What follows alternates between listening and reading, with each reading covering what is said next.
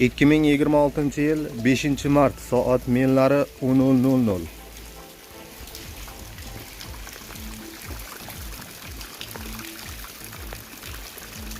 Yomg'ir to'xtamay yog'yapti. Samarqanddagi holat.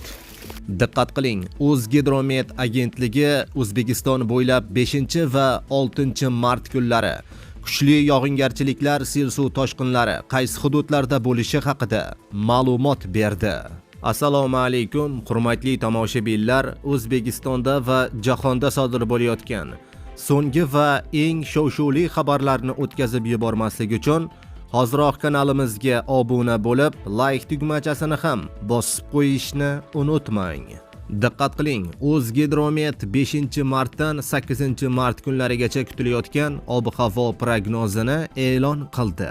Unga ko'ra, Qoraqalpog'iston Respublikasi va Xorazm viloyatida havo bulutli bo'ladi, yog'ingarchilik kutilmaydi. Havo harorati kechasi 0,5 daraja iliq, kunduzi 5 va 8-mart kunlari 7-12 daraja iliq bo'ladi.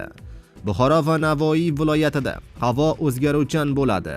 5-6 mart kunlari ba'zi joylarga kuchli yomg'ir yog'adi. 7 va 8-mart kunlari yog'ingarchilik kutilmaydi. Shamol g'arbdan 7-12 metr/sekund tezlikda esadi. Havo harorati kechasi 0,5 daraja iliq, kunduzi esa 7-12 daraja iliq bo'ladi. Toshkent, Sirdaryo, Jizzax, Samarqand viloyatida 5-martdan 7-mart kunlarigacha ba'zi joylarda yomg'ir yog'ib turadi. 8-mart kuni yog'ingarchilik kutilmaydi. Havo harorati kunduzi 5-mart kuni 7-12 daraja iliq. 6-dan 8-mart kunlarigacha esa kunduzi 15-20 darajagacha ko'tariladi. Qashqadaryo va Surxondaryo viloyatida 5 va 6-mart kunlari yomg'ir to'xtamasdan yog'ib turadi. 7 va 8-mart kunlarida esa yog'ingarchilik kutilmaydi. G'arbiy shamol yo'nalishini o'zgartirib sharqdan 7-12 metr/sekund tezlikda esadi. Havo harorati kechasi 5-7 daraja iliq, kunduzi 10-15 daraja iliq bo'ladi.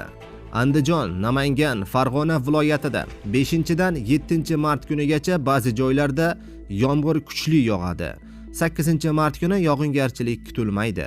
Havo harorati kechasi 3-8 daraja iliq, kunduzi 7-12 daraja iliq bo'ladi.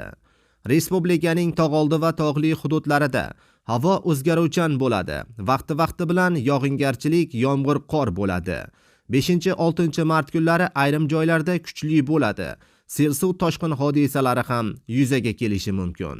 Respublikaning tog'oldi va tog'li hududlarida 5 va 6-mart kunlari qor ko'chish xavfi e'lon qilingan.